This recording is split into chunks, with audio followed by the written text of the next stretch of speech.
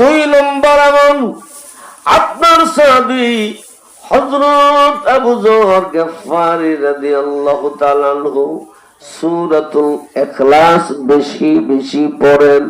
জোরে কোন সুবহানাল্লাহ, আর জোরে কোন সুবহানাল্লাহ। আল্লাহর পয়গম্বর বলেন এই সূরাতুল ইখলাস এমন একটা সূরা গো, এই সূরাটা যদি কেউ 3 বার তেলাওয়াত করে 30 পারা কোরআন খতমের সওয়াব তার আমলনামায় আসবে। সুবহান আল্লাহু আকবার।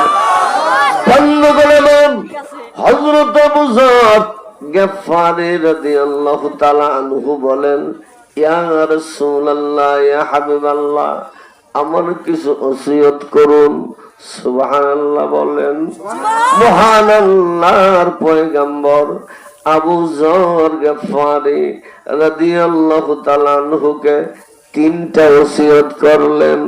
জোরে কোন কয়টা? আওয়াজ করে বলেন কয়টা? 3টা ওসিয়ত করলেন। কি কি ওসিয়ত করলেন জানতে চান? নাম্বার 1, বন্ধুগণ আমার, মহান আল্লাহর পয়গম্বর বলেন, আবু যর প্রতিদিন কোরআন তেলাওয়াত করো। তেলাওয়াত করাটা বাধ্যতামূলক করে নাও।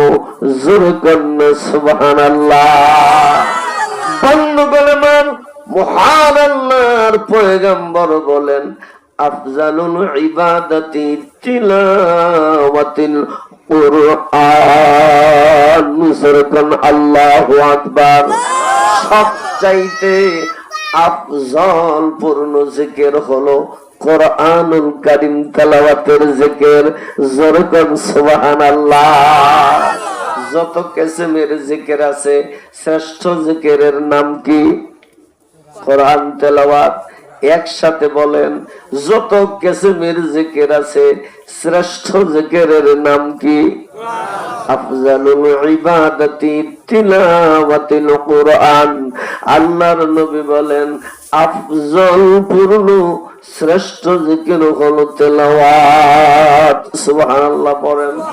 বন্ধুগণ আমার, কোরআনুল কারীম এমন একটা মহাগ্রন্থ, এমন একটা পবিত্র কালাম।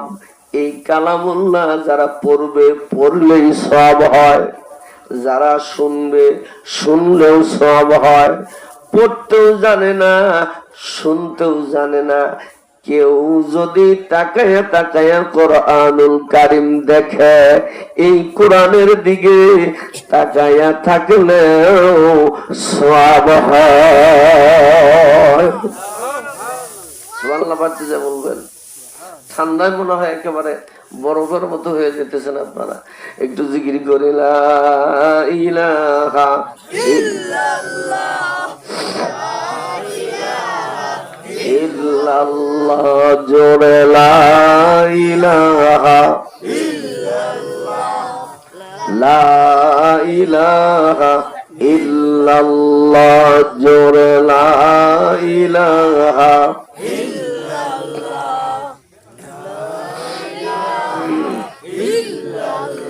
লা ইলাহা ইল্লাল্লাহু মুহাম্মাদুর রাসূলুল্লাহ। জবান খুলে বলেন সাল্লাল্লাহু আলাইহি ওয়াসাল্লাম। বন্ধুগণ আমার, আমি আপনাদেরকে জিজ্ঞাসা করি, জবাব দিবেন। কোরআনুল কারীম শিখার প্রয়োজন আমাদের আছে না নাই?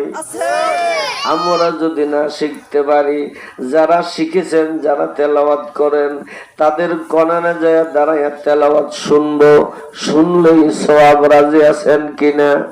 বন্ধুগণ আমার, তেলাওয়াত জানেন না, তেলাওয়াত শুনতেও জানেন না, যদি দাঁড়ায় দাঁড়ায় কোরআনুল কারীম দেখেন, দেখলেও সওয়াব হবে।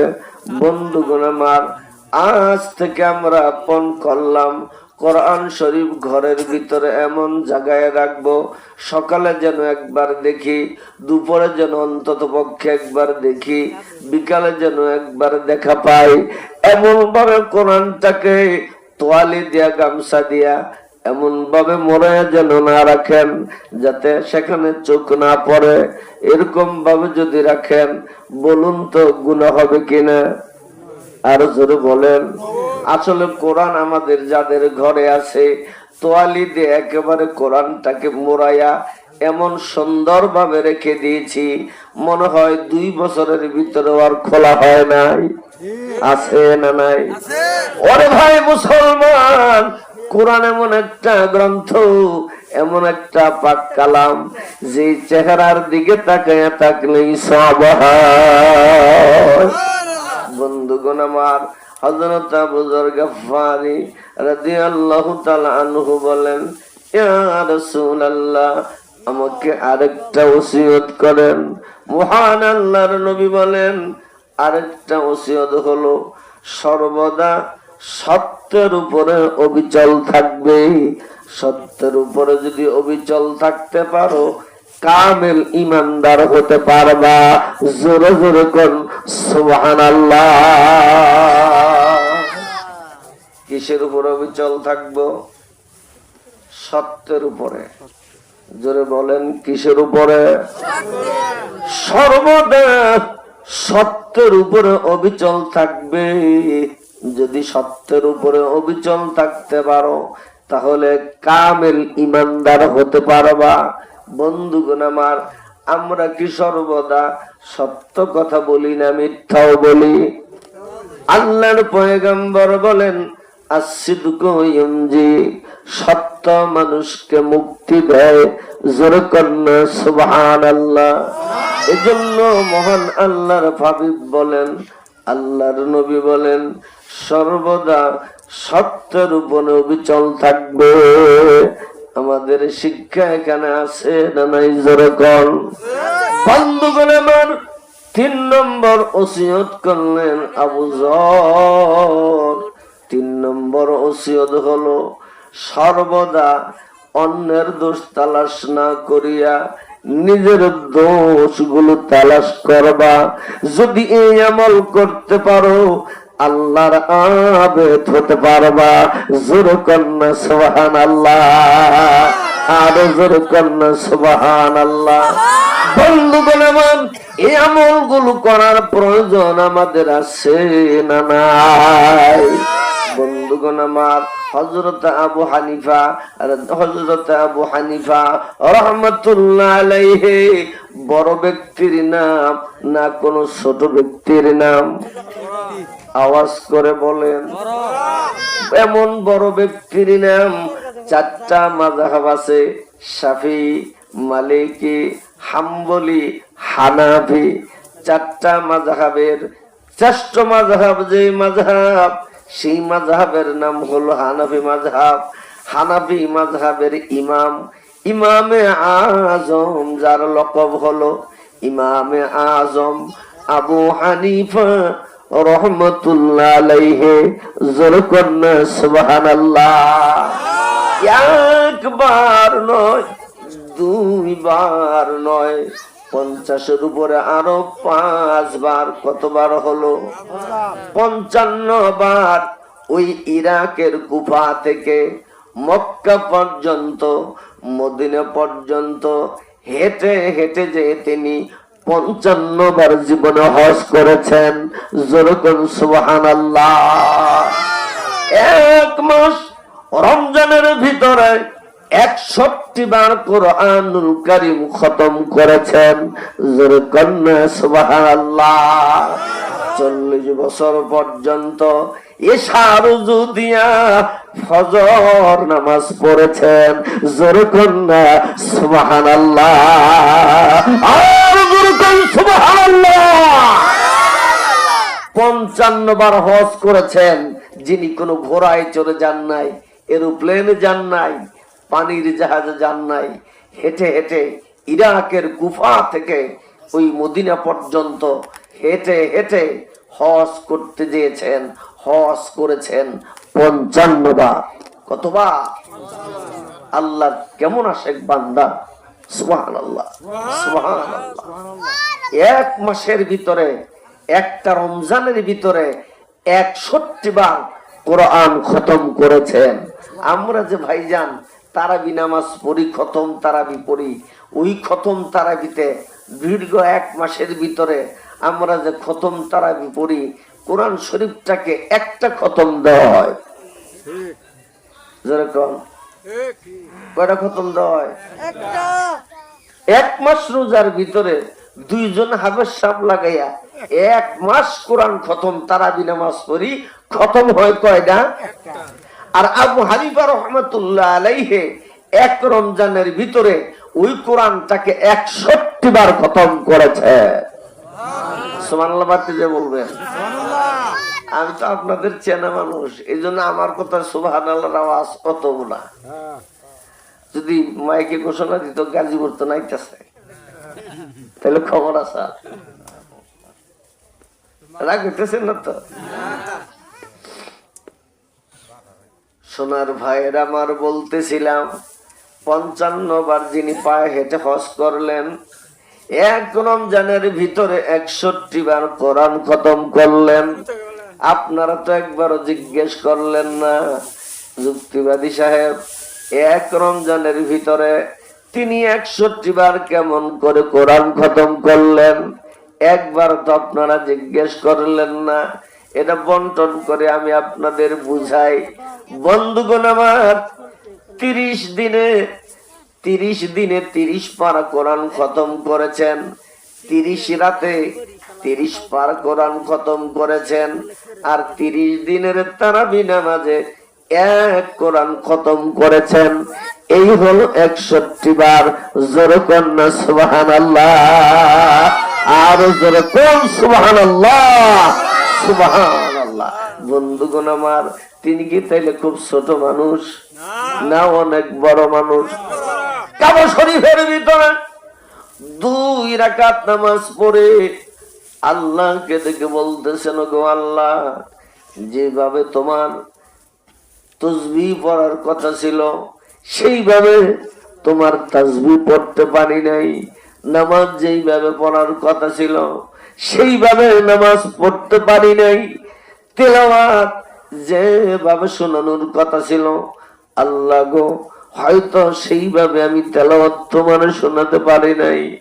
বন্ধুগণ আমার, চোখের পানি ছেড়ে দিয়ে আবু হানিফা রাহমাতুল্লাহ আলাইহি যখন কাঁদতেছেন মুনাজাতের ভিতরে, আসমান থেকে আওয়াজ হইল, সুবহানাল্লাহ পড়েন। আসমান থেকে আওয়াজ হয়, হযরত আবু হানিফা রাহমাতুল্লাহ আলাইহি তা শুনতে পান। আল্লাহ পাক দেখে বলেন, ও আবু হানিফা, যেভাবে ডাকার কথা ছিল তুমি সেইভাবে আমারে ডেকেছো, যেইভাবে তেলাওয়াত করার কথা ছিল সেইভাবে তেলাওয়াত দিয়েছো, যেইভাবে নামাজ পড়ার কথা ছিল তুমি সেইভাবে নামাজ পড়েছো।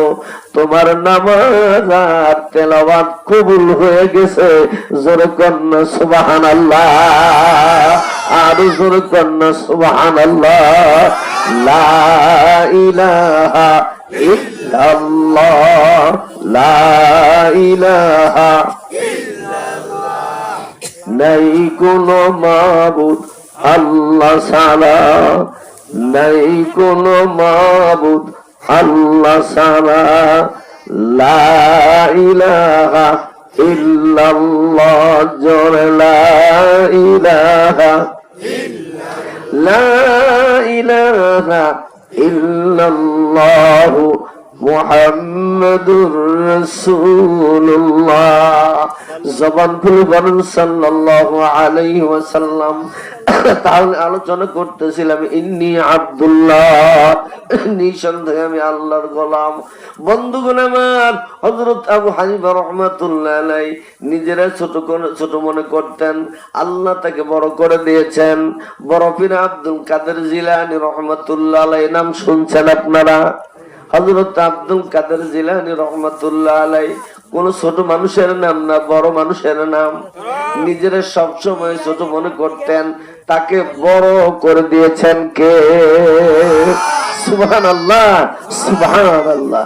বন্ধুগণ আমার, হাদিসের শেষ অংশ হলো ওয়া খাতামুন নবিয়্যিন, আল্লাহর নবী বলেন আমি শেষ নবী, শেষ পয়গম্বর।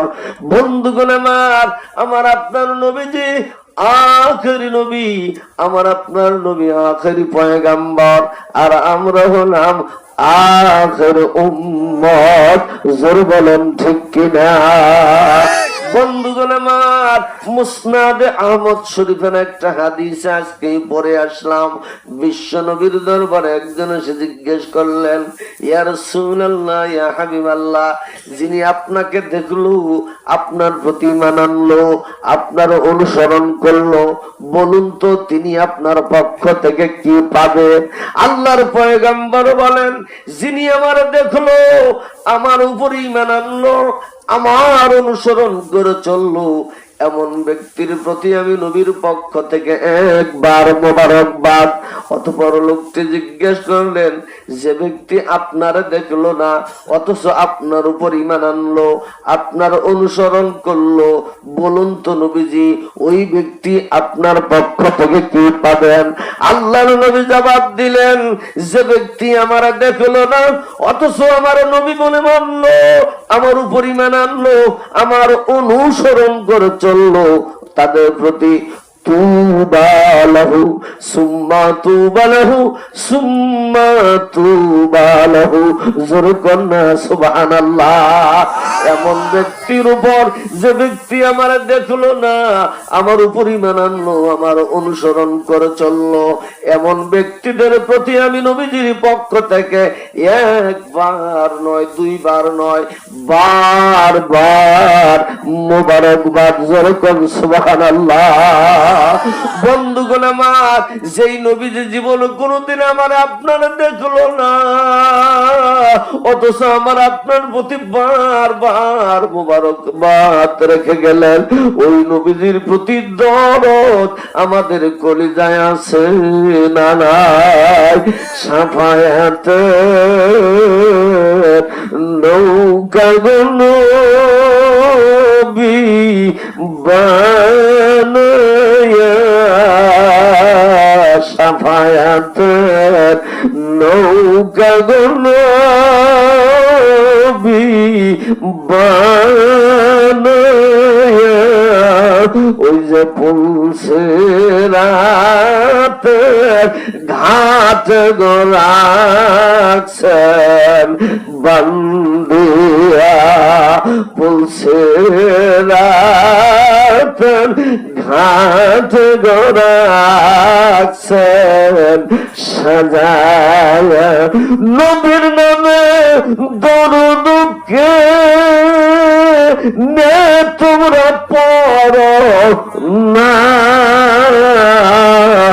নবীর নামে দরুদকে নে তোমরা পড়ো না, নবীর আশিক সারা নবীর নৌকায় তুলবে না, আশিক সারা নবীর নৌকায় তুলবে না। জোরে বলেন ঠিক কিনা? বন্ধুগণ আমার, আমরা কেবলমাত্র ওই নবীর উম্মত হয়েছি, আশিক হতে পারি নাই। জোরে বলেন ঠিক কিনা? বন্ধুগণ আমার, শুধু উম্মত বলে দাবি করলে হবে না, নবীজির আশিক হওয়া লাগবে। বন্ধুগণ আমার, এই পৃথিবীর জমিনে আমার নবীকে জান দিয়া মহব্বত করত, মাল দিয়া মহব্বত করত, জীবন বাজি রাখিয়া আমার নবীকে যারা মহব্বত করেছেন তাদেরকে বলা হয় আশিক রাসূল। জোরে বলেন সুবহানাল্লাহ। আশিক রাসূল যারা ছিলেন তাদের মধ্যে একজনের নাম আমি আপনাদের শুনিয়ে যাই। আশিক রাসূল হযরত বেলাল রাদিয়াল্লাহু তাআলা আনহু। জোরে কন্না সুবহানাল্লাহ। নাম কি একসাথে বলেন? হযরত বেলাল। আওয়াজ করে বলেন নাম কি? বন্ধুগণ আমার, হযরত বেলাল নবীজির কেমন আশিক ছিলেন আর আমরা কেমন উম্মত হইলাম। বন্ধুগণ আমার, আশিক রাসূল হওয়ার ভিতরে মর্যাদা আছে না নাই? বন্ধুগণ আমার, নবীজির উফাত হয়ে গেল, নবীজির ইন্তেকাল হয়ে গেল, 40 দিনের মতো পার হয়ে গেল। বন্ধুগণ আমার, খলিফাতুল মুসলিমিন হযরত আবু বকর সিদ্দিক রাদিয়াল্লাহু তাআলা আনহু মসজিদ নববীতে নামাজ পড়েন, নামাজের ইমামতি করেন আবু বকর। বন্ধুগণ আমার, একদিনের ঘটনা এমন হয়ে গেল, হযরত বেলাল রাদিয়াল্লাহু তাআলা আনহু কালো একটা কম্বল ভাঁজ করিয়া মাথায় নিলেন, হাতে একটা তসবিহ নিয়া বন্ধুগণ আমার মসজিদ নববীর সামনে দাঁড়ায়া গেলেন। উকি দিয়ে দেখতেছেন মসজিদের ভিতরে হযরত আবু বকর আছে কিনা। দেখা যায় নামাজরত অবস্থায় দাঁড়িয়ে আছেন। হযরত বেলাল বাহিরে অপেক্ষা করতে লাগলেন। হযরত আবু বকর সিদ্দিক রাদিয়াল্লাহু তাআলা আনহু নামাজ কমপ্লিট দিয়া যখন বাহিরে চলে আসলেন, হযরত বেলাল দেখে বলেন, আবু বকর বিদায় দাও, আমি আর এই মদিনায় থাকবো না। বল কোথায় যাবা? হযরত বেলাল দেখে বলেন, আবু বকর আমি সিরিয়ার দামেস্কে চলে যাব। হযরত আবু বকর বলেন, বেলাল কি জন্য তুমি মদিনায় থাকবা না? হযরত বেলাল চোখ থেকে পানি ছেড়ে দিয়েছে, কান্দেন আর বলেন, আবু বকর যেই মদিনায় আল্লাহর নবী নাই, বলো রে আবু বকর এই মদিনায় থাকিয়া লাভ কি? নামাজের ওয়াক্ত হয়ে গেল, আমি মসজিদের নববী ওই মিনারে দাঁড়াইয়া যখন আজান দিতাম, আজান কমপ্লিট দিয়ে যখন মসজিদে প্রবেশ করতাম, মসজিদে যেয়ে দেখতাম আল্লাহর নবী নামাজে এসেছেন। আমার নূর নবীজির চেহারা মুবারকের দিকে তাকাইলে বেলালের ক্ষুধার জ্বালা নিবারণ হয়ে যাইত। ওই মসজিদের মিনারে এখনো বেলাল আজান দেয়। আজান কমপ্লিট হয়ে গেলে আমি ওই মসজিদে নববীতে প্রবেশ করলে আল্লাহর নবীর দেখার বিলের আবু বকর আমার নবীজির চেহারা আমি আর দেখতে পারি না। যেই মদিনাতে আমার নবীর দেখা মিলে না, আবু বকর বিদায় দাও, আমি বেলাল এই মদিনাতে আর থাকতে চাই না।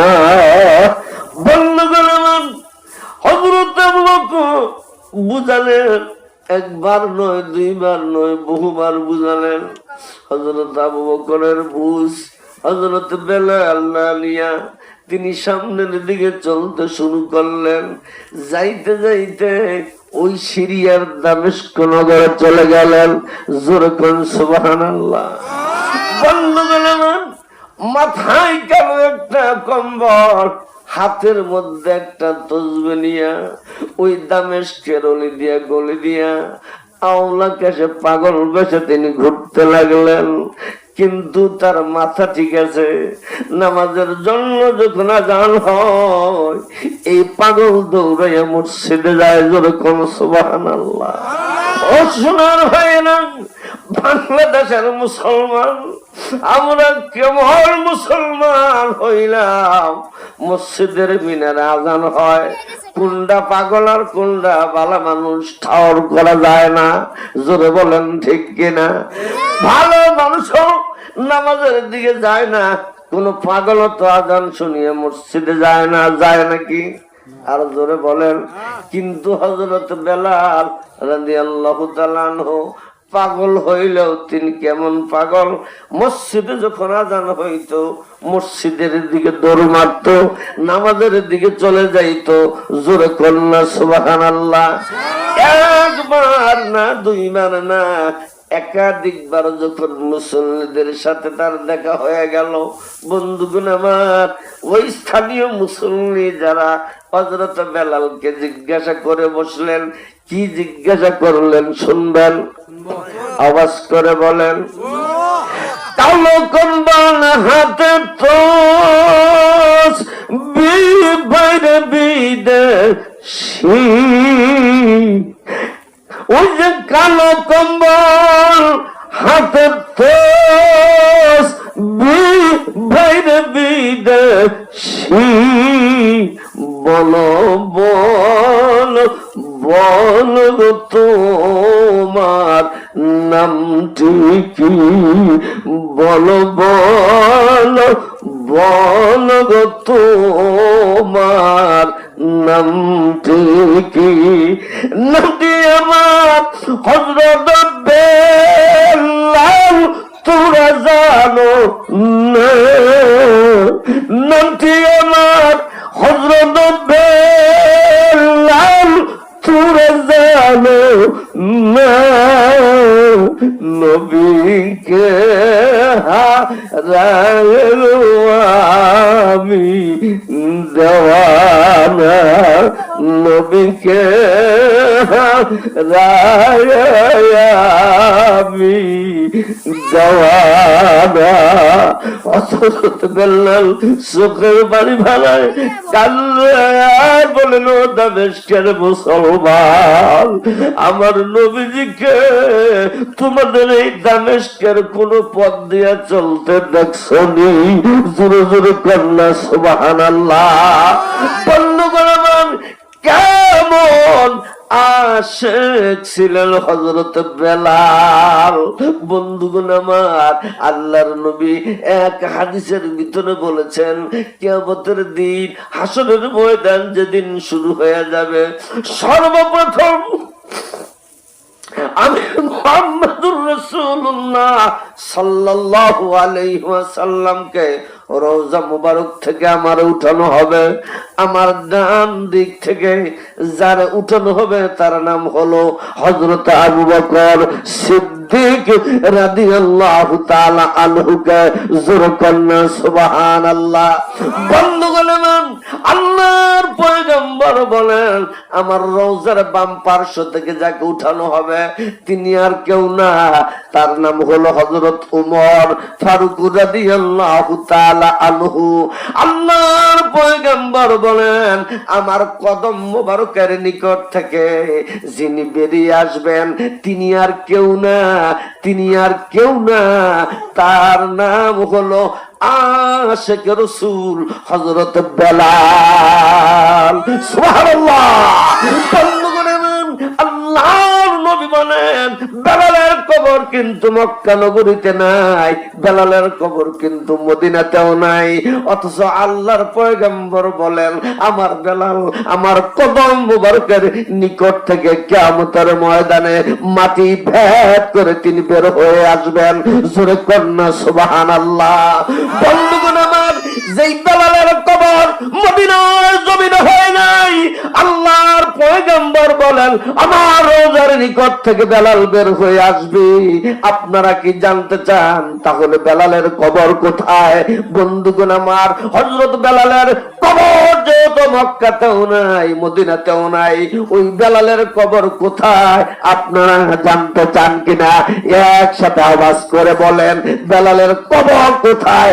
আপনারা কে কে জানতে চান হাত উঁচু করে একবার আল্লাহকে দেখান তো দেখি।